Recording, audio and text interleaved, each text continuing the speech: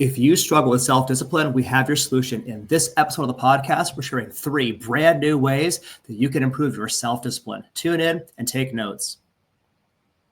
Welcome to the CrossFit Edwardsville Community Podcast, where we hear and learn from our coaches, CrossFitters, and Glen Ed community leaders. Now, here are your hosts, Dallas and Greg. So you guys know that motivation is fleeting. Motivation comes and goes. Some days you're much more motivated. Some days you just don't feel that. And it's on those common days that you don't feel super motivated when it comes to eating healthy, exercising. That is when self-discipline kicks in, and where your success or your failure will literally be dependent on your self-discipline, its presence or its absence. If you have it, if you have the self-discipline, you succeed, you push through, you maintain consistency in your journey, you see progress over time, you keep moving forward, you turn healthy living into a lifestyle if you have the self-discipline. If you lack it, all the opposite is true. You're one of those people that yo-yos in and out of diets, yo-yos in and out of exercise. You make some progress, you lose some weight, you gain it all back. You get closer to doing a pull-up, closer to doing a muscle-up, and you lose all that progress because you get distracted. Your eye comes off the prize. The good news is there are actual strategies for improving your self-discipline. Self-discipline is a skill that can be trained and developed, and you can get better at it. In this second episode of the series, I'll share with you 3 more ways that you can also improve your self-discipline. Super practical, super actionable ways that you can get closer to being your best self and having the kind of self-discipline that opens up every door so you can go out and live your absolute best life, be the best possible CrossFitter that you can be, or just experience all that life has to offer and be your best self. So let's get right into it. Strategies to improve self-discipline, episode 2. First tip, commit to someone. You need to know your own psychology. And if you're the kind of person who does better with following through, if you're committed to somebody, and you should leverage that. Maybe you're the kind of person that does better where you won't miss a workout if you're committed to a workout buddy, a workout friend, that you're both going to show up for this 5 a.m. workout or this 5 p.m. workout or whatever it is. Saturday morning, your workout buddy is counting on you to be there to actually do the workout with you. Some people do a lot better having that kind of direct one-to-one support network. And if that's you, take advantage of that, leverage that. It's definitely a way of increasing follow-through, increasing the commitment, increasing the success rate you have, because your discipline then becomes tied up partly in the relationship you have with that person and in not wanting to let them down.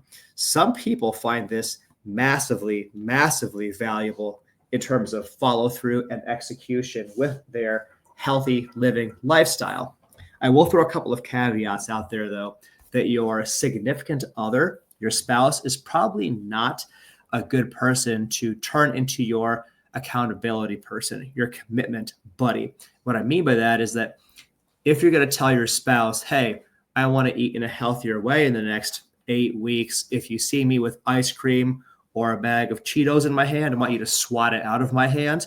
That typically does not go very well, because the relationship with your significant other is just a different kind of relationship. And people having their significant other hold their feet to the fire doesn't usually work out well.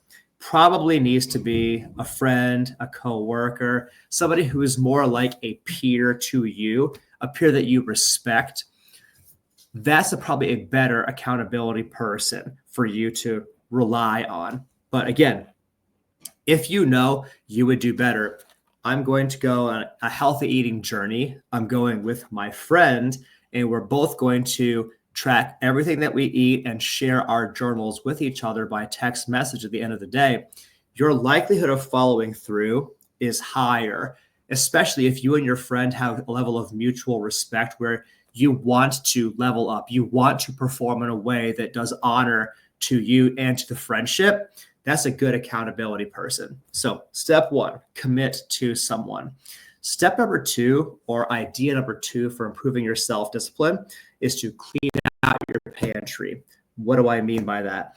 That means that if you personally find goldfish crackers or wheat thins or whatever, fill in the blank, boxed, processed nonsense, if you find that personally tempting, you should not have that in your house. If you personally find ice cream extremely tempting, do not keep that in your freezer at home. The further you can separate yourself from things that are tempting to you, your likelihood of success goes up exponentially. You actually will require less self-discipline in order to succeed. This is a really key success strategy. It is important that your home environment, your car environment, your office environment, most of these specific spaces, and your purse or your gym bag, your duffel bag, whatever, most of these spaces are 100% within your control to prune what do you have in those spaces? What do you allow in those spaces? For me personally, donuts, very tempting. Fudge, brownies, those are for me super tempting. So I don't keep those things at home. I don't have those things at home. Yellow cake with chocolate frosting, I don't keep that at home or anywhere near me because I know that if it's there, now my self-discipline muscles, proverbially speaking, will be unnecessarily tested, unnecessarily burned. I will use up the self-discipline energy that I have on those things completely unnecessarily. It should not be that every single time you go past the freezer, you have to choose not to have that frozen pizza that is so delicious, right? If your home environment only has foods that support you in your highest and best goals, your likelihood of success is much higher.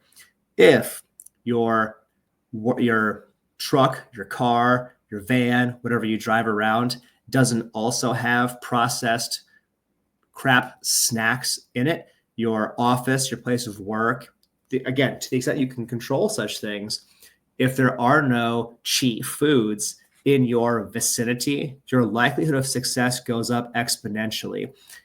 Related to this, if you're going out to a restaurant with friends, choosing a restaurant that actually has healthier options, that is I would encourage you to sway your friends, sway your family to go to restaurants like that where you can make a healthy choice. Even if they're eating something different than you are, you can stay on plan. Distancing yourself from temptation is a success strategy when it comes to self-discipline. That said, there is like a super high level thought process that if Doritos, for example, are super tempting to you, there is a lot of validity to the idea that I'm going to keep a bag of Doritos right next to me all day and not eat it so that I can train myself, enhance my self-discipline, that I can be in the presence of everything that's tempting to me and I do not have to cave. I don't have to say yes. I can say no. I can push it away, have it at arm's reach and never touch it. That is like a level 2, level 3, level 4 move. And if you have not yet lived your life in the absence of temptation and demonstrated your ability to stay away from temptation for at least 3 to 6 months, I wouldn't even make that move. You're not ready for it yet. But step 2, clean out your pantry. And let's go to number 3, make failure painful. To recap so far, 3 strategies to improve your self-discipline. Number 1, commit to someone. Number 2, clean out your pantry. Number 3, make failure painful. There's an example that I love to use to illustrate this principle. I once had somebody who was working with me on healthy eating, and she had to give me a food journal every single day, or she would lose $1,000 that would be given to, I think it was like the International Man-Boy Love Association, a pedophile group or something. It might have been a political party. We had $1,000 that would literally be dedicated in her name to this organization that she hated if she didn't follow through with doing daily food journals, tracking everything that she ate. That specific structure led her to legitimately tracking every single thing that she ate and reporting it, putting it in food journals every day for 6 months. She followed through. Why? Because failure would have led to massive pain for her. We built in consequences to lack of execution. In our nutrition coaching program, we often build in cash penalties if you don't track your food journals or post them every single day. If you don't do at least so many workouts each week, there's actually a financial consequence to failure to follow through. When you build in incentives and consequences to failure to follow through, you actually follow through at a higher level. It enhances and it motivates and it drives self-discipline in the daily actions you need to do in order to succeed. Don't convince yourself that you are the exception. Don't tell yourself the lie that you don't need there to be consequences in order to do a thing, especially if like you're starting to eat healthy now and you're like, oh, I'm going to do it for sure. I'm going to eat healthy. I'm going to actually track everything that I eat. I'm going to do it. If you haven't done this like ever, or if you've tried it in the past and you fell off the wagon after 2 weeks, you are exactly the person that needs to have direct, written, specific, and unavoidable consequences to failure to follow through, because your history has told you that you have a problem and you need consequences in order to actually make you do the thing. Don't lie to yourself and convince yourself that this time is different and you're the special snowflake and you don't need the consequences. You'll be good. I promise. Even if you don't punish me, I will be good. I promise. You are a child, or at least you're at a child level with your healthy living journey, and you do not have the ability to self-police. End of story, full stop, period. Don't lie to yourself and convince yourself in some kind of way that this time is different, because it's not, and you're going to make the exact same mistakes as in the past. Build structures and systems that punish failure to execute. Make it hurt if you don't do what you're supposed to do. Let there be real, meaningful consequences that sting, or you'll fail again. This is a key success strategy in self-discipline. So to recap what we've learned here so far today: strategies to improve self-discipline, episode 2. Number 1, commit to someone. Number 2, clean out your pantry. Number 3, make failure painful. You may need some additional coaching guidance. If that's okay, that's what we're here for. Find us at CrossFit Edwardsville on all the socials. Visit us at CrossFitEdwardsville.com, and we'll talk more. But for now, we thank you for the gift of your time and your attention, and we'll see you in the next episode of the podcast. Thanks for listening to my dad's podcast. For more useful tools and guidance, go to CrossFitEdwardsville.com and feel free to like, share, subscribe, and leave your thoughts in the comment sections down below. See you in the next episode.